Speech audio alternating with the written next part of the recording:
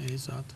Acho que é um livro de Jó que fala que a sabedoria vem com a experiência de vida, né? Com certeza. Quanto mais anos, vem mais sabedoria, né? E é interessante. Mas uma pergunta. Mas respeitar os pais, respeitar os idosos, tudo bem.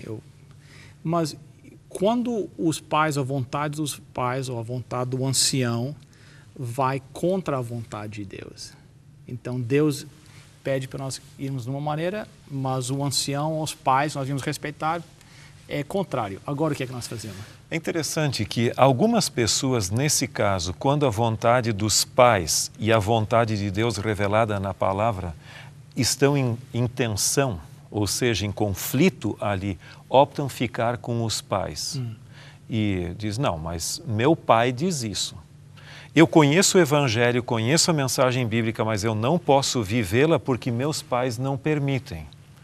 Então, eu acabo honrando mais aos pais do que a Deus. Só que esse não é o princípio bíblico. Se dermos uma olhadinha lá em Mateus, o capítulo 10 e o verso 37, Mateus 10, 37, e poderíamos começar pelo 36 até, Jesus responde bem claramente qual deveria ser nossa atitude quando esse conflito se estabelece entre a vontade soberana de Deus e a dos nossos pais ou superiores.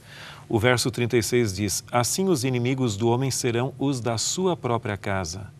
Quem ama seu pai ou sua mãe mais do que a mim, não é digno de mim. E quem ama o seu filho, sua filha, mais do que a mim, não é digno de mim. Então, quando existe a tensão entre a vontade de alguma autoridade humana e a vontade de Deus, a vontade de Deus sempre deve prevalecer, ela é soberana.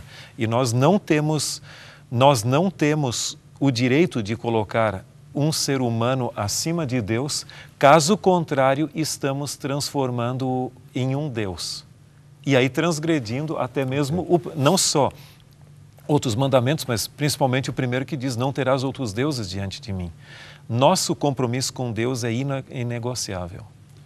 Então, às vezes, na tentativa de honrar o pai e a mãe, nós estamos desonrando a Deus. A Deus, então. Eu queria voltar um pouquinho a tratar do sentimento do idoso, do sentimento do ancião. Mesmo porque essa colocação que o Dr. Tim fez, que é muito apropriada, a gente não precisa confundir honra com obediência. Né? O próprio Deus, que dá a sua palavra para a gente, pede que a gente honre, não que a gente obedeça a tudo que o pai e a mãe falarem. Nessa condição de diferença com a vontade de Deus, realmente a vontade de Deus em primeiro lugar. Mas Deus diz para a gente honrar, né? Estimar, respeitar. Mas voltando a falar um pouquinho sobre o sentimento, eu tinha mencionado o Salmo 71. Yes. E eu queria ler 3 versículos desse Salmo agora. Salmo 71, nos versículos, os versículos 9. Vamos ler os versículos 9 e o 12. Diz assim, não me rejeites na minha velhice, quando me faltarem forças, não me desampares. E o 12 diz, não te ausentes de mim, ó Deus. Deus meu, apressa-te em socorrer-me. O Dr. Tim falou agora há pouco sobre essa sociedade que a gente vive, que depois vai considerando que a perda da energia, a perda da produtividade vai encostando um pouco a pessoa mais idosa. Há um risco muito grande de nós irmos encostando aos poucos os idosos da nossa família, os nossos pais. Certo. E alguém mais idoso na nossa família. O clamor aqui do salmista, né, e esse é as súplicas de um ancião, esse salmo aqui, nós podemos chamá-lo assim. A súplica dele para Deus é, não me rejeites, não me desampares. E a gente podia, o que é que os idosos hoje, da casa da gente, estão sentindo? Será que eles estão sentindo rejeição? E será que eles estão sentindo desamparo?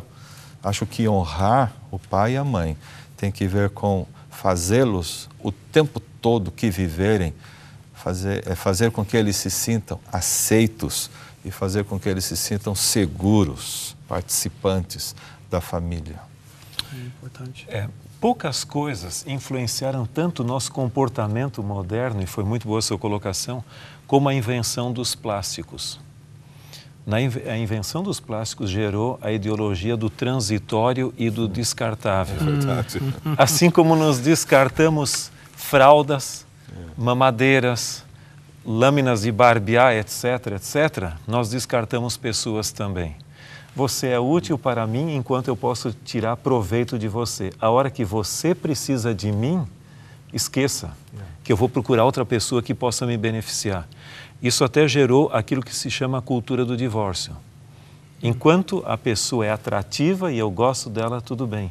Agora, a coisa triste é essa questão da síndrome do ancião, que se sente relegado, posto de lado.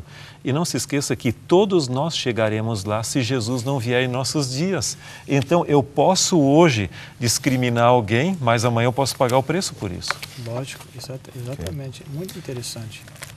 Há algumas citações na Bíblia sobre os personagens antigos da Bíblia. Há duas citações, pelo menos, com respeito a Abraão, uma com respeito a Davi, uma com respeito a Gideon. E a colocação que a Bíblia faz em todos eles é o seguinte: e ele viveu em ditosa velhice. Ou então, e ele viveu em boa velhice.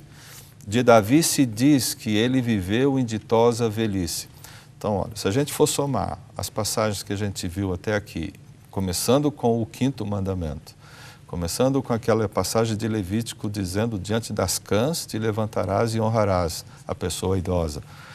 Diante dessa súplica do ancião e diante desse relato que algumas pessoas viveram em ditosa velhice, eu chego à conclusão que é muito importante para Deus que a gente cuide muito bem daqueles que são nossos, queridos, imediatos, e mais do que o pai e a mãe não têm, para a gente honrá-los e fazer com que a velhice deles, a idade mais final deles, seja muito especial para eles, né?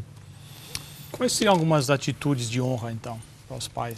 Como honrar o pai e a mãe? Sabe que eu creio que tudo depende da atitude que nós tomamos.